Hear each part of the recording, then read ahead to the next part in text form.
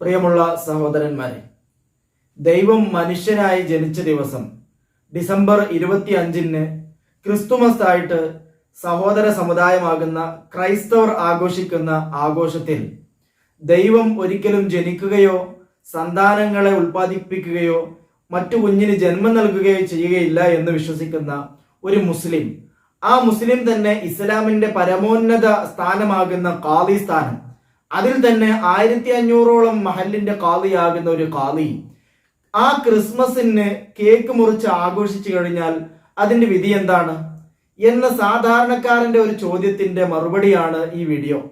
അതിനു മുമ്പ് ഈ തങ്ങന്മാരെ ആരും ഉപദേശിക്കാൻ പാടില്ല, അവരോടൊന്നും പറയാൻ പാടില്ല, അവർക്ക് എന്തും ചെയ്യാം, എങ്ങനെയും നടക്കാം എന്ന തരത്തിൽ കമന്റ് ചെയ്യുന്ന ആളുകളോട് പറയാനുള്ളത്, തങ്ങന്മാരെയെല്ലാം നാം സ്നേഹിക്കുന്നത്, നാം ബഹുമാനിക്കുന്നത് അതെല്ലാം നബി സല്ലല്ലാഹു അലൈഹി വസല്ലമ തങ്ങൾ പഠിപ്പിച്ചു തന്ന പാഠം ഉൾക്കൊണ്ടുകൊണ്ടാണ്.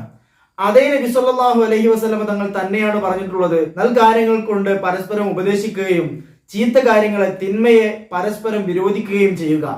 അതിലൂടെ ഉണ്ടാകുന്നത് സ്നേഹബന്ധമാണ്, അള്ളാഹുവിലുള്ള സ്നേഹമാണ് അതിലൂടെ പ്രകടമാകുന്നത്. എന്നാൽ ഇന്ന് ചില രാഷ്ട്രീയ കോമരങ്ങൾ എല്ലാത്തിലും കൊണ്ടുപോയി ചാടിച്ച് വഷളാക്കുകയാണ് സമൂഹത്തിന് മുമ്പിൽ ചെയ്യുന്നത്.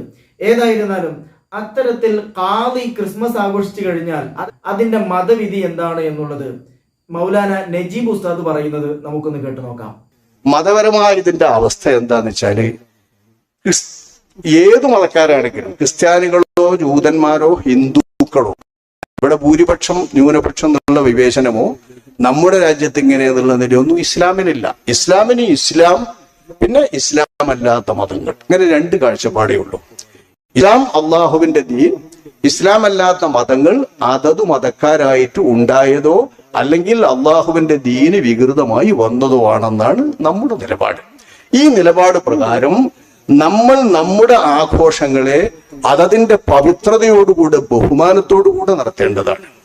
അങ്ങനെ തന്നെയാണ് പഠിപ്പിക്കപ്പെട്ടിട്ടുള്ളത്. തെക്ബീർ ചൊല്ലി നിസ്കരിച്ച് അതാണ് നമ്മളെ ആഘോഷം, പ്രധാന ആഘോഷം. പിന്നെ ചോറും പലഹാരമൊക്കെ ഉണ്ടാക്കുന്നതും മറ്റുമൊക്കെ അല്ലേ, ഇതാണ് നമ്മുടെ ആഘോഷം. ചെയ്യാം, എന്നിട്ട് ഓരോട് സദൃശമാകാം. ഈ ഒരു രീതിയാണ് ഉദ്ദേശിക്കുന്നതെങ്കിൽ ഈ വിധം അവരോട് യോജിച്ച് അവരുടെ ആഘോഷങ്ങളിൽ പങ്കെടുക്കുക, അങ്ങനെ തന്നെ ചെയ്യുക എന്ന് പറഞ്ഞതാണ് മതപരമായി നിഷിദ്ധം എന്ന് പറയുന്നത്. ഇത് നമ്മൾ തന്നെ ആലോചിച്ചറിയാലോ, അവരുടെ മതപരമായ ഒരു ആഘോഷം നടത്തുമ്പോൾ അതുപോലെ നമ്മളും ചെയ്ത് അതോടൊപ്പം ചെയ്യാം. ഓല് പൂവിട്ടാൽ നമ്മളും പൂവിടുക, ഓല ഓണത്തപ്പനെ വെച്ചാൽ അത് ചെയ്യാം, ഓല് മഹാബലിയെ പ്രതിഷ്ഠിച്ചാൽ പ്രതിഷ്ഠിക്കുക, ഓല ഏതെങ്കിലും ഒരു വിഗ്രഹത്തെ പ്രതിഷ്ഠിച്ചാൽ അതിൻ്റെ ഒപ്പം ചെയ്യുക. അതുപോലൊക്കെ നമ്മളും ചെയ്തുകൊണ്ട് ചെയ്യുന്നതാണെങ്കിൽ അവരോട് സദൃശമാകല്ല ഉദ്ദേശിക്കുന്നുണ്ടെങ്കിൽ അത് തെറ്റാകുന്നു, ഹറാമാകുന്നു, നിഷിദ്ധമാകുന്നു എന്നാണ് മതപരമായ അതിന്റെ വിധി. അതേസമയം അങ്ങനെ ഉദ്ദേശമില്ലാതെ, അവരോട് സദൃശമാകുന്ന ഉദ്ദേശമില്ലാതെ,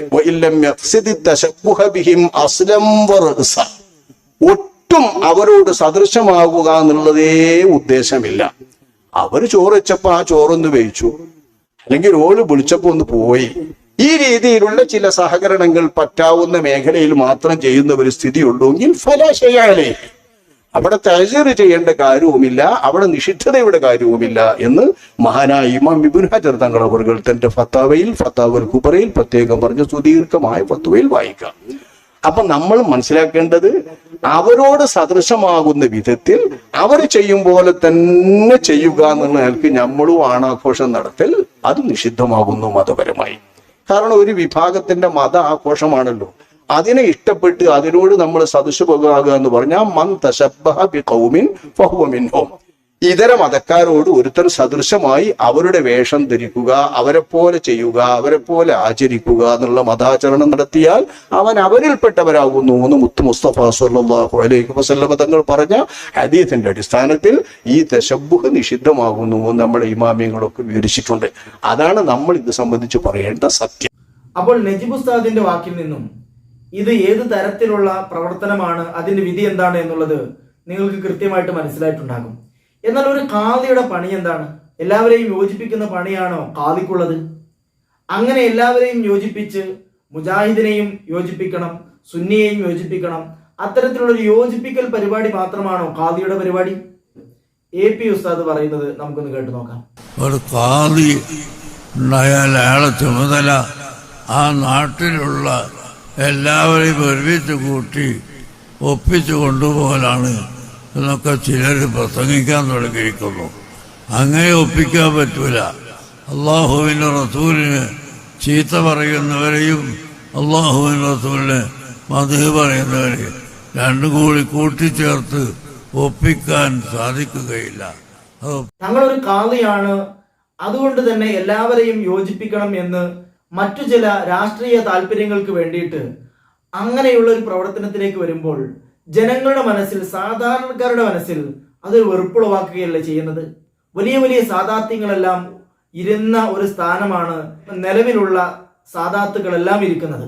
അത് പഴയ കാലത്തുള്ള ആ പ്രൗഢിയും ആ ബഹുമാനമൊന്നും ഇന്ന് ഇല്ലാത്തത് എന്തുകൊണ്ടാണെന്ന് വെച്ചാൽ അതൊരു രാഷ്ട്രീയക്കാരന്റെ പ്രസംഗത്തിൽ നിന്ന് തന്നെ നമുക്ക് കേട്ട് മനസ്സിലാക്കാം. അദ്ദേഹം ഏത് പാർട്ടിയാണെന്നോ എനിക്കറിയില്ല, പക്ഷേ അദ്ദേഹം പറയുന്നത് കൃത്യമായ കാര്യമായതുകൊണ്ട് നമുക്ക് കേൾക്കാം. സാദിഖ് അലി ശിഹാബ് തങ്ങളോട് ഒന്ന് രണ്ട് കാര്യങ്ങൾ ഇങ്ങനെല്ലാം സൂചിപ്പിക്കാൻ പറ്റും. കാരണം അവരുടെ മുന്നിലൊക്കെ പോയാൽ നമുക്ക് കുരുത്തുകേട് കിട്ടും. അതുകൊണ്ട് ഇങ്ങനെയൊക്കെ പറയില്ലാതെ വേറെ നിവൃത്തിയില്ല. തങ്ങൾ ഒറ്റ കാര്യം പറയാം, നിങ്ങൾ ഈ മുസ്ലിം സമുദായത്തിന്റെ മാർപ്പാപ്പ ചമയാൻ വരരുത്. നിങ്ങളെ മുസ്ലിം ലീഗിന്റെ കേരള സംസ്ഥാന പ്രസിഡന്റ് ആണെങ്കിൽ അതിൽ നിൽക്കണം, അതിൽ ഉറച്ചു നിൽക്കണം. ഏതൊരു സിനിമയിൽ പറഞ്ഞിട്ട് എവിടെയെങ്കിലും ഒന്ന് ഉറച്ചു നിൽക്കണമെന്ന് പറയുന്നുണ്ട്. പിന്നെ അത് കഴിഞ്ഞിട്ട് പോയിക്കാണ് പിന്നെ നിങ്ങൾ സമസ്ത കേരള ഇതിന്റെ മുഷാവറ അതിന്റെ പ്രസിഡന്റ് ആവാൻ അവിടെയും കൂടി ശ്രമം നടത്തരുത്. കേരളത്തിലെ എല്ലാ ഖാദിയും എല്ലാ മഹല്ലുകളും എന്റെ കീഴിലാവണം, അങ്ങനെ അല്ല. അങ്ങനെ നിങ്ങൾ തീരുമാനം എടുക്കരുത്.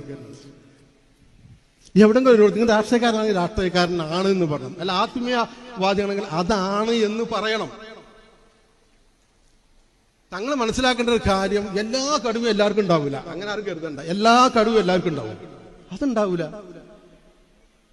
നിങ്ങൾക്ക് ഏതിലാണോ കഴിവുള്ളത് അവിടെ നിങ്ങൾ നിൽക്കൂ. ഞങ്ങൾ വീണ്ടും വീണ്ടും പറയാം, ഇത് വല്ല പ്രച്ഛന്ന വേഷ മത്സരത്തിലും പങ്കെടുക്കുന്ന കുട്ടികളമായിരിക്കും. ഒരു മനുഷ്യനെ രാവിലെ കാണുമ്പോൾ കാണാൻ തൊപ്പിയൊക്കെ ഇട്ടിട്ട് ഞാൻ മുസ്ലിം ലീഗിന്റെ പ്രസിഡന്റാണ് പത്രക്കാരൻ മുന്നിൽ.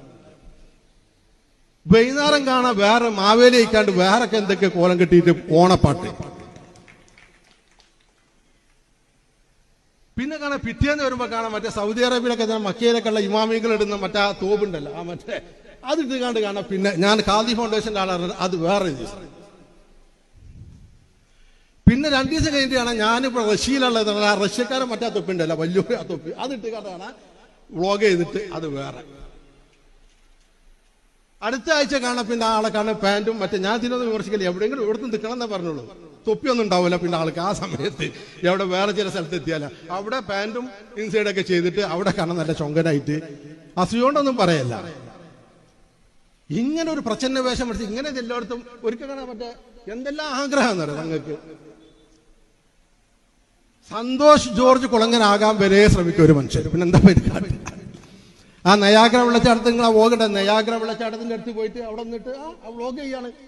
ഈ വെള്ളച്ചാട്ടത്തിന്റെ അതിരിത്രയാണ്, അതിന്റെ ഇതിൽ നിന്ന് ഇത്ര ഗ്യാലം വെള്ളമാണ് വരുന്നത് എന്നൊക്കെ പറഞ്ഞിട്ട് ഇതൊക്കെ ഈ ലീഗിന്റെ പ്രസിഡന്റ് നമ്മൾ ആൾക്കാർക്ക് അതിനൊക്കെ ഈ സന്തോഷ് ജോർജ് കുളങ്ങനെ പോലുള്ള ആൾക്കാരില്ല. ഇങ്ങനെ ഒരു മനുഷ്യൻ എല്ലാം ആവുക.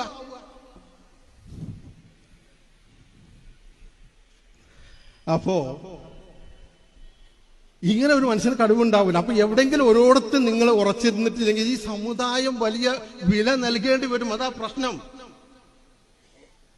നിങ്ങൾ ഉപദേശിക്കാൻ പാടില്ല. അതാ എന്റെ ഈ പ്രസംഗപ്പോ നാളെ നിങ്ങൾ ഇതിലിട്ടുണ്ടെങ്കിൽ അതിന്റെ പിന്നെ രൂപ കമന്റ് എന്താ വരും അറിയാം. അതിൽ വരുന്ന ആരാടാ പാണക്കാട് തങ്ങന്മാരെ ഉപദേശിക്കാൻ? ആരാടാ? ഇതാണ് കമന്റ് വരെ. ഉപദേശിക്കാനേ പാടില്ല. ഞങ്ങൾ പറയുന്നത് നിങ്ങൾ മറ്റുള്ളവരെ ഉപദേശിക്കുന്നത് നിങ്ങൾ പ്രാവർത്തികമാക്കണം, അത്രേ പറഞ്ഞുള്ളൂ. നിങ്ങൾ ഈ സമുദായത്തോടെ മുനമ്പ വിഷയത്തിൽ ജോൺസൺ അവരൊക്കെ അത് വിശദീകരിച്ചു. നിങ്ങൾ ഈ സമൂഹത്തോട് നിങ്ങൾ സമവായത്തെക്കുറിച്ച് സംസാരിക്കുന്നു, വിട്ടുവീഴ്ചയെക്കുറിച്ച് പറയുന്നു, സമന്വയത്തെക്കുറിച്ച് പറയുന്നു. ഈ വിട്ടുവീഴ്ചയുടെ കാര്യങ്ങൾ നിങ്ങളൊന്ന് ചെയ്യായിരുന്നെങ്കിൽ ഇവിടെ എന്തെല്ലാം കാര്യങ്ങൾ പ്രശ്നങ്ങൾ തീരും.